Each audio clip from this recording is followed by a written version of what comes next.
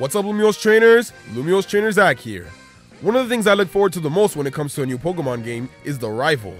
The rival character is someone you constantly battle along your journey, and if done right, can motivate you to become strong. It's been 21 years since the first Pokemon games, so we've got a pretty good amount of rivals now. So I give you my top 10 favorite rivals in Pokemon. Remember that this is just my opinion, and it might be different from yours. So if there's some rivals that you like that aren't on this list, X and Y rivals, let me know your favorites in the comments. Alright, so if you're excited for this video, make sure to hit that like button and subscribe if you haven't. Also, share this video if you enjoy. And with that out of the way, let's get started.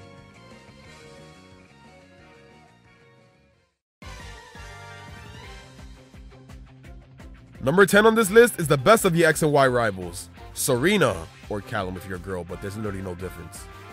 Serena, or Callum, was interesting because it was the first time since Ruby and Sapphire that the opposite gender of the player character you chose was your rival. Serena, or Callum, was alright I guess. They weren't annoying and completely useless like other rivals. I guess the only problem I had with them is that their goals weren't clear enough. It isn't until after the first gym where they're like, hey, I want to be your rival. Okay, cool, finally someone to give me a challenge. But they're easy. Then later on their goal changes to mastering Mega Evolution, which they can't do because you took the only Mega Ring that was available at the time. And then, when they finally get Mega Evolution and you still beat their butt, their goal becomes to battle you every day to get to know you and your Pokemon better. Lame. At least they were better than Tierno and Trevor.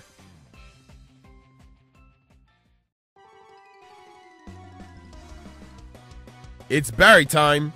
Barry was your rival in Diamond, Pearl, and Platinum. I thought he was pretty cool. He was a little different, that's for sure. He was very energetic and would constantly bump into you because he's always in a hurry. Even other characters mention how impatient and spazzy this kid can be. I thought it was pretty funny. The only thing I didn't like about him was his cockiness, which I guess can be considered a good thing. Barry had an arrogance to him that kind of reminded me of Blue a little. He'd always brag about how he's an awesome trainer and how he has an awesome strategy, but you always beat him and he'd make an excuse. When Blue did it, it worked because he always talked down to you, which motivated you to destroy his team. But when Barry did it, it kind of reminds you of that kid in school who swears he's the best at a sport, but in the end is just average. It doesn't help that he's friendly to you in every other situation either. Are you a friendly rival or are you a cocky rival? Make up your mind. I will give him some credit though. His team does beef up by the time you reach the Pokemon League and post-game, so I actually enjoyed battling him.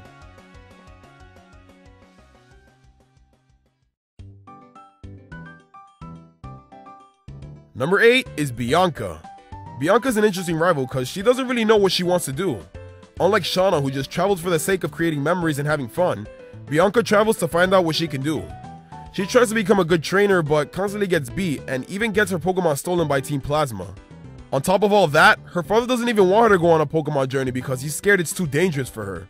By the end of the main story in Black and White, she realizes that it's not all about becoming a strong trainer, and that there's other things a person can do that still has something to do with Pokemon. We see this in Black 2 and White 2, where she is now Professor Juniper's assistant. Glad she figured out what she wanted to do. I really like the journey this character went through to get to that point. Before Bianca, every rival pretty much just wanted to become the strongest Pokemon trainer. So I'm glad Black and White changed this up and showed that there's way more to being a trainer than just becoming the best.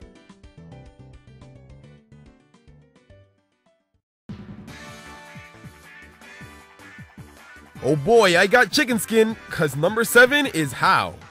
Now, I'm not gonna lie, when I first saw Hugh, I was disappointed. I was super tired of friendly rivals, and what did Sun and Moon give us? Another friendly rival. But as I was playing through the game, my opinions have changed. Hugh is friendly, yes, that's true. But there's more to this kid than just that friendly smile. His goal is to become a powerful kahuna like his grandfather, Hala. The only problem is, he's not strong enough. He doesn't really earn the Z Crystal because he couldn't be his grandfather, but he gets it out of pity. And lots of other times he forgets about his journey and just goes to a Malasada shop. It isn't until Lily gets kidnapped that Hal realizes he's not strong yet and he's been slacking. I love that. This moment really developed him as a rival. After the whole plot with the Aether Foundation, you don't really see him anymore until you're about to enter the Pokemon League, now more serious than ever. He's still pretty easy though. But his team does get better when he returns to take your champion title. He's great because there was way more to him than just that friendly smile.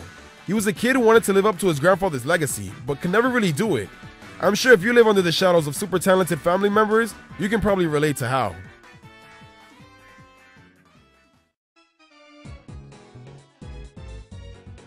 Number 6 is Charon. Charon was another rival that you had during Black and White. While Bianca wasn't as serious about battles, Charon definitely was. Why did I say Charon? His goal was to become the champion. He was a smart kid who always knew a lot about Pokemon. He wasn't cocky about his abilities, but he definitely knew a thing or two that others didn't. He was a decent rival, not too friendly and not too much of a jerk either, and his team provided a pretty decent battle. It isn't until he meets Alder that things really start to change for him. You see, his goal was to be champion, we got that, but Alder asked him what's he gonna do after that. This was a really good question. Yeah, everyone wants to be champ, but never really wonders what they do after that. This is something that bothers Charon and changes his whole perception of his goal. He later figures out what he wants, and in Black 2 and White 2, he becomes the leader of the Aspertia City Gym to teach beginner trainers about Pokemon. Good on you, Charon.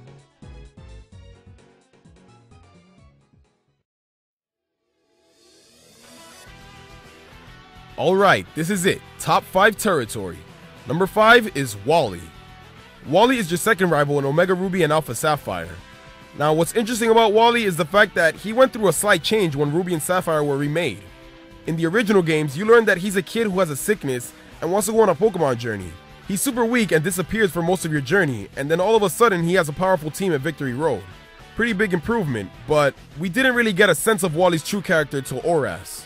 In the remakes, thanks to the power of 3D models, Wally is a lot more expressive. You see how he changes from a timid beginner to a confident trainer.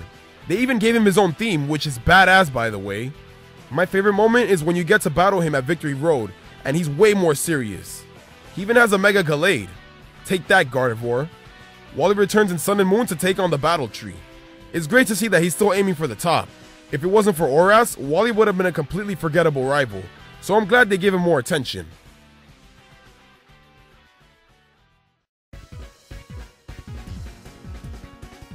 Do you hear that? That awesome theme? That's right, number 4 is Hugh. Hugh is your rival in Pokemon Black 2 and White 2. When I first heard his theme, I knew we were in for a trip. After years of having friendly rivals thrown at our faces, we get the slight return of the douchey rival with Hugh. What makes Hugh a good rival is his backstory. During the game, it's revealed that his younger sister got a Purloin stolen by Team Plasma. Back then, he didn't have a Pokemon to defend him, so ever since then, he's been wanting to become the strongest to get his sister's Pokemon back. This is some really good motivation. What makes him even more interesting is the fact that Hugh's actually kinda selfish. He doesn't really care about anyone else besides you and only wants Purloin. He doesn't even care about Team Plasma's goals to take over Unova. All that matters is that he gets his sister's Pokemon back. It gets even more interesting when he finally gets it back, but it's fully evolved and it doesn't obey him. Really conflicting ending. I guess my only gripe with Hugh is that he doesn't really motivate you to beat him. He wants you to be better, so you can back him up against Team Plasma. I ain't your sidekick, boy.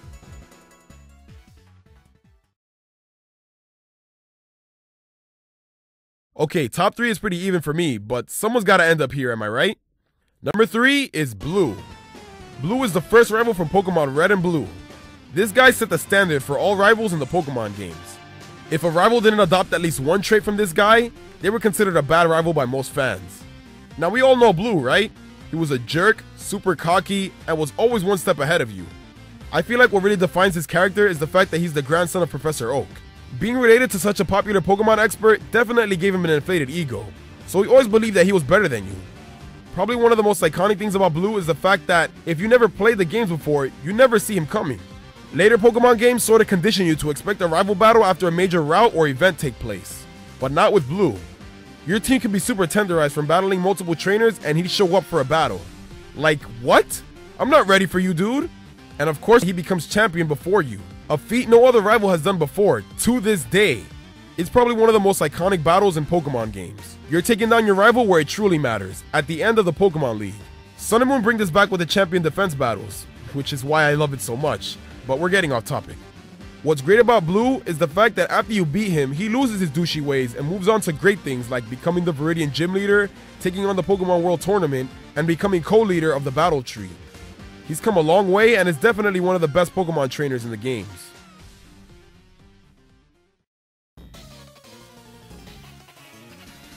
It's time for the meanest of all rivals. Number 2 is Silver. Back when Blue was the only rival, he was pretty mean. Now imagine how everyone reacted when we got Silver as a rival in Gold and Silver. This guy is a pure jerk. First of all, he gets his starter by stealing it from Professor Elm. That's pretty hardcore already. You can even hear from his theme that this guy means business. While Blue teased you because he thought he was better than you, he somewhat respected you as a trainer, I guess. But not Silver. This guy saw you as the dirt beneath him. He believed powerful Pokemon are the only thing that matter, and doesn't want to waste his time on weak trainers. Silver starts taking a true interest in you when you're trying to take down Team Rocket, who he hates more than anything. The reason I like Silver so much is because of his backstory. His father is Giovanni, the leader of Team Rocket. After his defeat by Red, Giovanni decides to retreat, which upsets Silver. He's angry with the fact that his father needed a group of men to be powerful and still gets beat by an 11-year-old. This is why Silver cares about powerful Pokemon, to prove to himself, and more importantly his father, that he can do it alone. This is some deep stuff that was revealed during the Heart Gold Soul Silver Celebi event. What's great about him is the fact that he changes throughout the game. After multiple interactions between you and Lance, he slowly starts to realize what it truly means to become a Pokemon trainer. This is reflected by his team because he has a Crobat by the post-game. Reminder that Crobat can only evolve from a Golbat if it has max happiness. That means he's a lot nicer to his Pokemon and stop viewing them as tools. Silver was my #1 favorite rival for a long time, but now that Sun and Moon came out, that's all changed.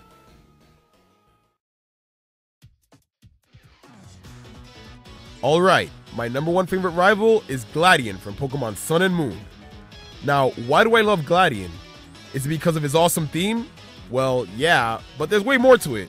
You see, before Sun and Moon were out, and even during the game, we all just thought this guy was gonna be the ultimate edgelord. I mean, look at him. A prime example is at the Battle Royal Dome where he says he wants to bury his sorrows in the crowd. So emo. But there was more to this Sasuke-esque character that meets the eye. First of all, we didn't even know he was a rival. He was first revealed as a Team Skull enforcer. It isn't until he leaves Team Skull and uses his Silvally that's the type that beats your starter that you realize, wait a minute, he's my rival. Gladion is interesting because his goal is to become strong. He lived his whole life being powerless under the abuse of his evil mother Lusamine. So one day he had enough and escaped Aether Paradise with Type Null. He was so desperate to become strong that he joined Team Skull just to achieve his goal. He's really not a bad guy, he's just doing whatever it takes to protect himself and his sister Lily. So he's sorta like an anti-hero. This is similar to Alon from X, Y, and Z, whose goal was to become strong enough to protect the people he cares about. So he joins Lysander and Team Flare. Granted, he didn't know they were evil, but you get the point. Gladion is a jerk to you, which was great because it made me want to beat him even more. That's what I want. In my top 5 hopes for Pokemon Sun and Moon, I said I was tired of friendly rivals and that I wanted to have a douchey rival again. And they delivered just that. What made me realize he was my favorite rival was the battle you have with him at the foot of Mount Lanakila. Even though he's been a jerk for the whole game, he becomes nice to you at the end, like Silver. When you battle him, you'll notice that 3 out of his 4 Pokemon are Pokemon that require max happiness to evolve. These are Crobat, Lucario, and Silvally. Like Silver, this shows that the character has changed throughout the game. The icing on the cake is when you defeat him and he says, I know we aren't friends, but we aren't enemies anymore either. Keep winning. Maybe I'll see you again if you do. That's when I realized I truly got what I asked for. A rival who isn't my friend. But I ended up liking Gladion so much that I wanted him to be my friend. I guess the lesson is careful what you wish for, cause I asked for a rival and I got it. Thanks for watching everyone. Let me know your favorite rivals in the comments. Also, let me know if you want to see a video about my least favorites.